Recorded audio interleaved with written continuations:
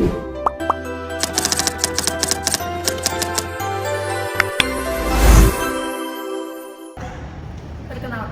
saya Intan Nuraini dengan NPM 2313041077, mahasiswa Pendidikan Bahasa dan Sastra Indonesia. Pada kesempatan kali ini, saya akan mempraktikkan salah satu keterampilan membuka dan menutup pelajaran dengan materi unsur kebahasaan dalam teks deskripsi kelas 7.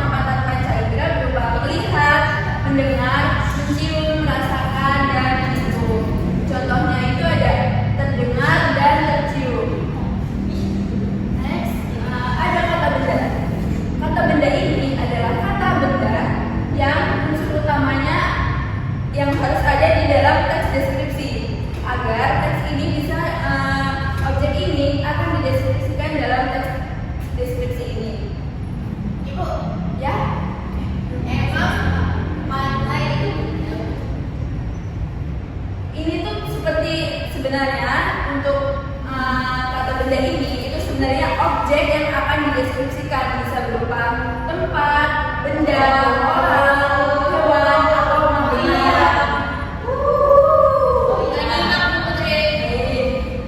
Selanjutnya yaitu kata depan atau preposisi. Kata depan ini menunjukkan hubungan tempat, arah, atau letak objek dalam teks deskripsi seperti di atas, di bawah, ke arah gitu. Selanjutnya ada penggunaan kata ganti orang atau penunjuk. Nah, kata ganti orang ini digunakan agar teks lebih jelas dan tidak berulang-ulang menyebut objek yang akan dideskripsikan. Misalnya, Pantai Parangtritis terkenal dengan keindahannya. Tempat ini selalu ramai dikunjungi wisatawan. Nah, kata tempat ini adalah kata ganti untuk menunjukkan dari Pantai Parangtritis. Selanjutnya ada majas atau gaya bahasa. Nah, gaya bahasa ini digunakan untuk memperindah deskripsi agar lebih menarik dan imajinatif seperti majas personifikasi, yaitu majas personifikasi ini adalah benda yang seolah-olah bergerak seperti ombak berlari. Nah, berlari ini kan seperti manusia gitu kan, nah seperti itu. Nah, di sini ada salah satu contoh dari teks deskripsi. Bisa ada yang mau membacakan teksnya? Ya, baik Rani. Taman kota. Taman kota itu tampak asri dan luas. Di tengah taman terdapat air mancur yang terdengar gemericiknya, membuat suasana terasa sejuk. Di sekitar air mancur tumbuh bunga berwarna-warni yang tercium harum semerbak. Bangku-bangku kayu tersusun rapi di bawah pohon rindang, seolah-olah menyambut siapapun yang ingin beristirahat. Sudah? Baik. Nah, di dalam teks ini terdapat unsur kebahasaan dalam teks deskripsi. Bisa disebutkan apa saja unsurnya? Yang tadi Ibu jelaskan? Kata benda. Ya, kata bendanya apa di sini?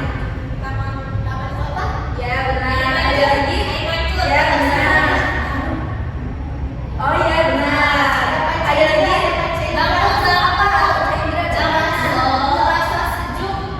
Iya, kamu juga nih. Ya, benar. Ya, benar. Apa lagi? Benar. Baru apa? Sifat ya ini. Ya, benar. Kita beri aplaus untuk kita semua.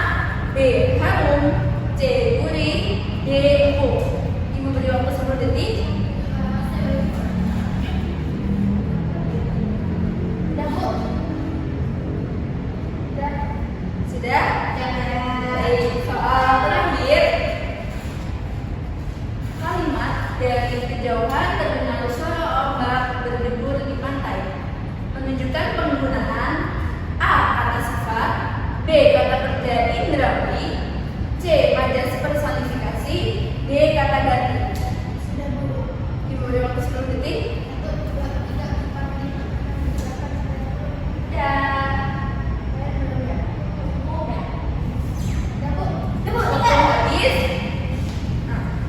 Untuk kakak kelas bisa bantu ibu mengumpulkan jawaban.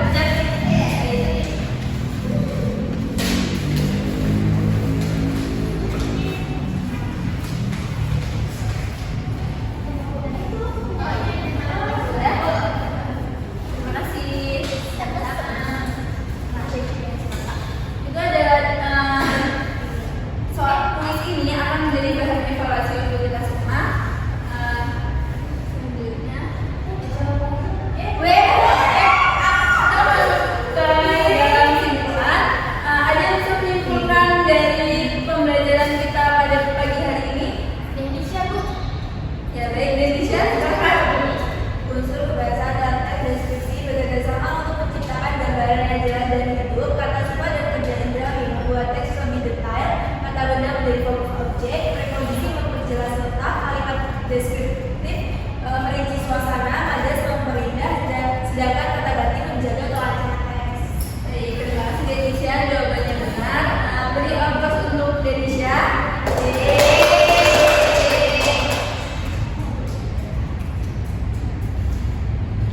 Ya, baik, kita sudah berada di akhir materi. Terima kasih untuk anak-anak yang sudah berpartisipasi dan memperhatikan dengan sama. Sebelum mengakhiri pembelajaran pada pagi hari ini, alangkah baiknya kita mengucapkan alhamdulillah. Baik, Ibu tutup pembelajaran pada pagi hari ini. Ibu ucapkan terima kasih. Wassalamualaikum warahmatullahi wabarakatuh.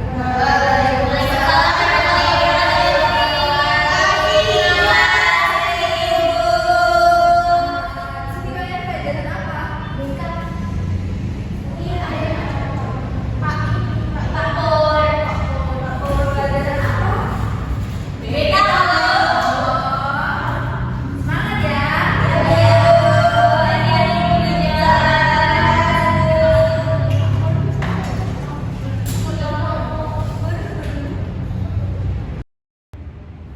Selamat siang, saya selaku observer lisan dari calon guru Intan Nur Aini dengan NIM 2313041077 yang dilaksanakan pada tanggal 3 Oktober 2025 pada pukul 12.30 waktu Indonesia Barat dengan topik mengetahui unsur kebahasaan teks deskripsi.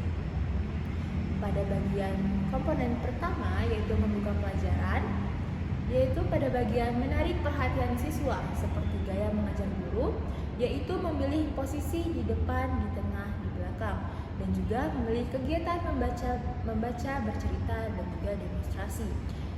Calon guru sudah baik dalam penerapannya. Kemudian pada bagian penggunaan media dan alat bantu mengajar seperti gambar, model, skema, dan juga slide presentasi, calon guru sudah baik dalam penerapannya. Kemudian pada bagian pola interaksi yang bervariasi seperti guru ke siswa, siswa ke guru, dan siswa ke siswa, calon guru sudah baik dalam penerapannya. Kemudian pada poin kedua, yaitu menimbulkan motivasi dengan mengadakan ice breaking yang dapat menimbulkan kehangatan dan keantusiasan, menimbulkan rasa ingin tahu, dan juga mengemukakan ide yang bertentangan. Calon guru sudah cukup baik dalam penerapannya. Kemudian pada poin ketiga, yaitu memberi acuan seperti mengemukakan tujuan dan batasan-batasan tugas, menyarankan langkah-langkah yang akan digunakan, mengingatkan masalah pokok yang akan dibahas, dan juga mengajukan pertanyaan-pertanyaan. Calon guru sudah baik dalam penerapannya. Yang keempat, membuat kaitan seperti membuatkan kaitan antar aspek yang relevan, membandingkan atau mempertentangkan pengetahuan baru dengan pengetahuan yang telah diketahui, dan juga menjelaskan konsep atau pengertian sebelum bahan diperinci. Calon guru sudah baik dalam penerapannya. Selanjutnya pada komponen menutup pelajaran, yaitu yang pertama meninjau kembali seperti merangkum inti pelajaran dan juga membuat ringkasan. Calon guru sudah baik dalam penerapannya. Kemudian pada tahap mengevaluasi seperti mendemonstrasikan, mengaplikasikan ide baru pada situasi lain, mengekspresikan pendapat siswa sendiri, soal-soal tertulis dan juga soal-soal lisan, calon guru sudah baik dalam penerapannya. Dan yang terakhir, refleksi akhir pelajaran dengan menanyakan simpulan pada akhir pembelajaran. Calon guru sudah baik dalam penerapannya. Sekian, saya selaku observer lisan. Selamat siang.